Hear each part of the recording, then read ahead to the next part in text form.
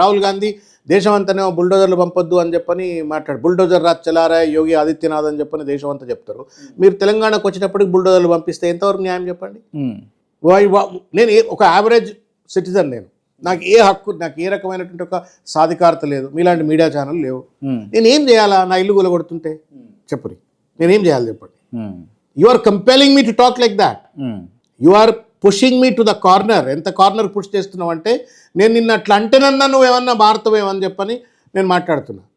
నా ఆక్రోశం, నా బాధ, నా కడుపుల మంట, నా పిల్లల భవిష్యత్తు, నా మొత్తం ఛిద్రం చేస్తా అంటే ఎట్లా? గత ప్రభుత్వం కడుపు కట్టుకోనో కాలు కట్టుకోనో ఏదో రకంగా రైతు బంధు ఇచ్చింది. నువ్వేం చెప్పినావు? నేను అధికారంలోకి రాగానే నేను 12,000 రూపాయలు ఇస్తా అని చెప్తివి. నువ్వేమన్నావు? ఇప్పుడు పోయి 4,000 రూపాయలు, నువ్వు ఇప్పుడు పోయి 3 నెలలు ఉన్నది కదా, నువ్వు పోయి మళ్ళీ పోయి ఇంకొక 1,00,000 రూపాయలు తెచ్చుకో, 2 లక్షల లోన్ అవుతుంది, నేను 2 లక్షల లోను నేను నీకు ఇస్తా అని చెప్తివి. నమ్మిండు నిన్ను.